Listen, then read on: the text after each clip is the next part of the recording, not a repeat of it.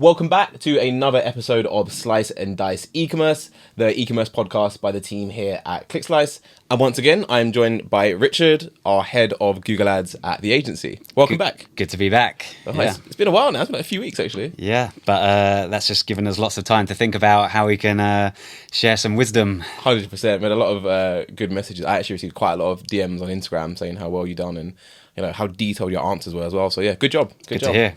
Right, awesome. So this is another podcast episode, of course, related to Google Ads for Ecom brands. So there's a lot of D2C owners, founders out there that are running Google Ads themselves, and a lot of them run into pretty much the same or similar issues when setting up and structuring the Google Ads account. So from what you've seen across all the clients we manage, and even the new clients that start from scratch, from brand new products to the levels they're at now, what are some key considerations you think Ecom brands owners should take into consideration when they're setting up their Google Ads account?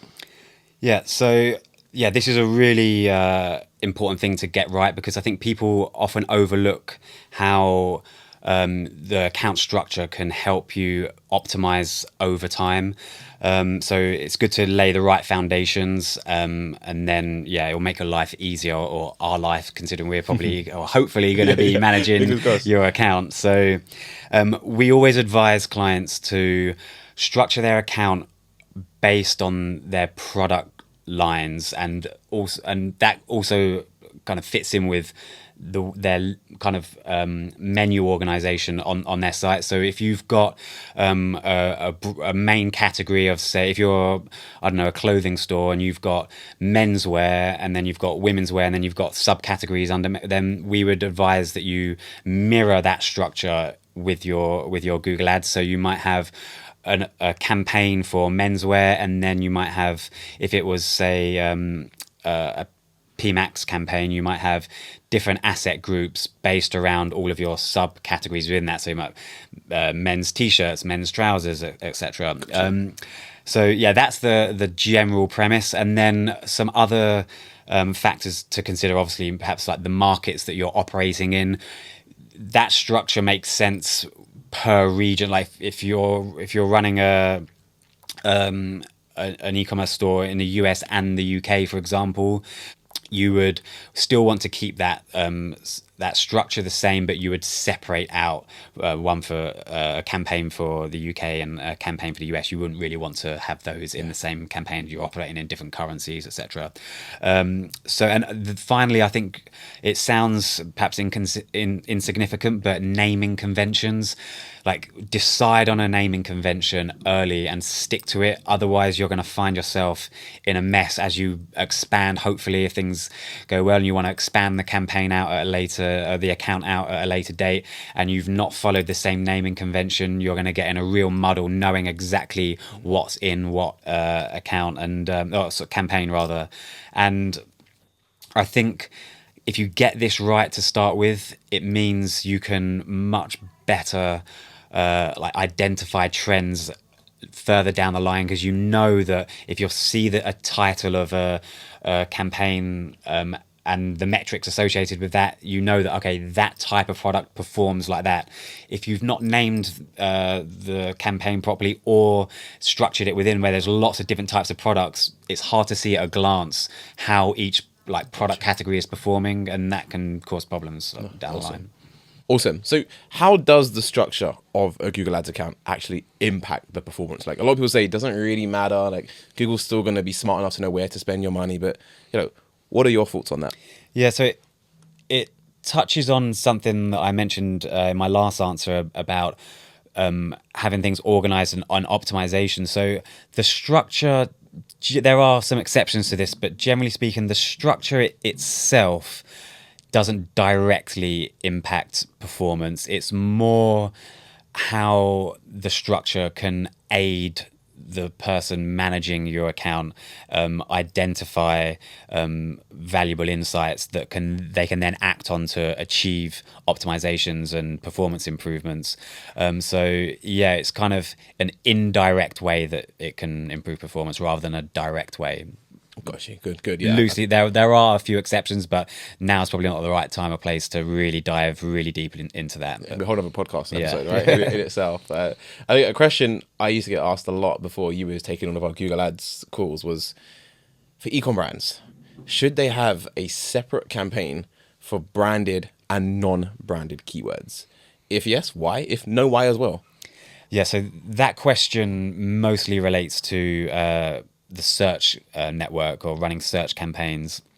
And the advice that we'll give to clients is to separate your brand keywords into a separate campaign, because they're always going to perform way better than more generic search terms. So you don't want your data to be skewed. And also we often advise running competitor campaigns as well. So you'll be bidding on your competitors' brand names as a way to drive like highly relevant searches to your products. So we'd recommend having your general like product campaigns, your own brand campaign, and then a competitor's campaign as well. Yeah, I think that's really good advice. That we didn't used to do that for ClickSlice. Our competitors were bidding on our brand name, stealing our traffic, so we had to run ads to get it back. So if you can't beat them, join them, Josh. Yeah, no, I know that's pretty much what everyone says, right? So that was clearly a mistake on our behalf, right? So now looking at it from an ecom brand's perspective, right? What are some of the common mistakes ecom brands are making when they're setting up and structuring their Google Ads account? Yeah, so I think the main kind of trap that people fall into is just not following their product lines, and there being too much overlap. So it goes back to your first question about how to best to structure your account. And I think people, especially if you don't have any experience, it's perfectly understandable how people would fall into this trap, is that they will just like stuff a load of different product types into one campaign, and then if you set a target ROAS, let's say for a particular ad group. You may remember the audit that we did recently for the apparel company in the US, and they had an ad group where they were targeting like dresses, shirts, shorts, all in one ad group. And yeah, when you want to make some quick optimizations and you're looking at the account at the ad group level, it's very hard to determine what's performing well or poorly within the ad group to be able to make some adjustments. So you have to dive deep into the ad group and look at every keyword every time you want to make a change, and that just becomes overbearing and it takes your attention away from being able to make other optimizations. So yeah, it's really important that people just mirror the structure of their site. Awesome. And I think that account you actually audited last week as well, they were using broad match keywords across their entire campaign, which typically speaking is not always the best thing to do for ecom brands, as your ads can get tied to things that aren't actually relevant to the products you sell. So following on from this, right, you mentioned how important it is to structure your Google ad account in the right way to get the peak performance. So how does the structure actually have a positive impact in terms of optimization and budget allocation? Yeah, so I think as far as optimization is concerned, I've touched on that already, but I've said how much easier it makes it to identify maybe weaknesses where things are underperforming, or conversely when things are performing really well, and you can hone in and maybe try and replicate that in other areas of the account. So I think probably listeners have understood on the optimization front how important it is, but there's also another consideration of like budget allocation, which you mentioned. And I think again it's similar to the optimization benefits in that it just allows you to see at a glance. And that's not to say that you should always be operating or managing the account at a glance, but that's always the first port of call. You open up the account and see, where at a top level where you might want to dive deeper.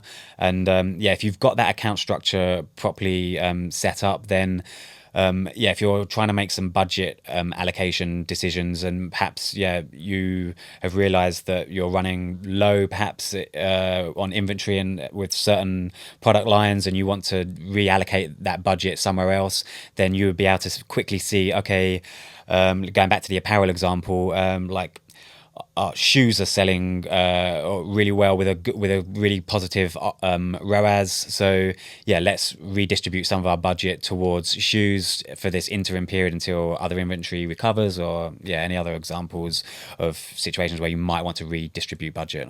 Also, it's really, really important, basically. Yeah. Brands In short, need yeah. to pay attention. That's kind of why we have separate fees, right? We have a fee for set up the campaign and we have a fee to optimize it. And a lot of clients say, can't you just skip the setup fees? Like, this is really, really important. This is the foundation of what we're going to build upon in the coming months. If we get it wrong and just fast track it because we want to skip it out of the process, you're actually doing your business a disservice. Yeah, that's one of the main reasons why when we take on a new client, if they have an existing account, 9 times out of 10, we recommend that we actually start from a clean slate and just we can use their account, but we pause all of their current campaigns typically and build our new campaign so that we know that they're in a structure that makes sense, and also a structure that we're familiar with, that means we can optimize really effectively. So yeah, people often wonder or are slightly concerned about, oh, we've built up all of this history with these campaigns, but that a lot of that history is can be transferred to new campaigns. As long as it's within the account, Google still understands the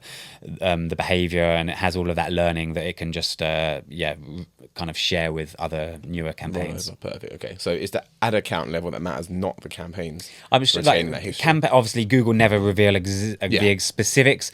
I'm sure there are some specific campaign learnings that you might lose for a short period, but generally, I think your assumption is right that the account level is the main level at which Google has most of its understanding about your offering and how best to optimize for that. Yeah, awesome. So another thing that happens in campaigns, or ad accounts I should say, is retargeting, remarketing, however you want to word it, right?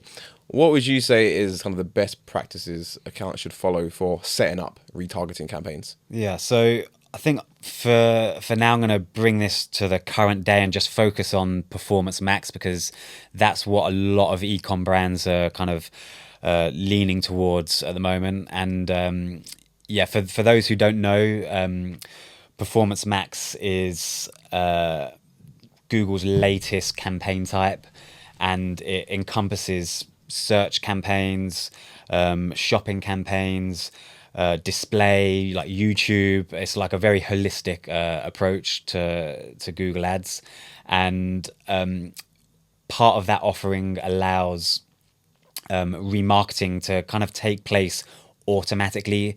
In the past, people would have to build retargeting lists and determine how long people would stay on that list for, how many times to remarket to people on that list within a certain time frame, etc. PMax takes care of all of that, and it's much better positioned to be able to do that than a human really deciding these maybe sometimes arbitrary limitations on when to target or retarget and when not to. So in that sense, it's much more akin to social platforms where they figure out how many times to display an ad to somebody, because they know typically someone's more likely to convert after the third time they see an ad within a month versus the first time in 1 month, or whatever the numbers may be. So yeah, PMax, from what we've seen so far, is doing a really good job at figuring out retargeting, which is great that it takes some of the workload off of the advertiser. Yeah. So for brands who are stressed and worried, relax, because Performance Max is taking care of it, essentially.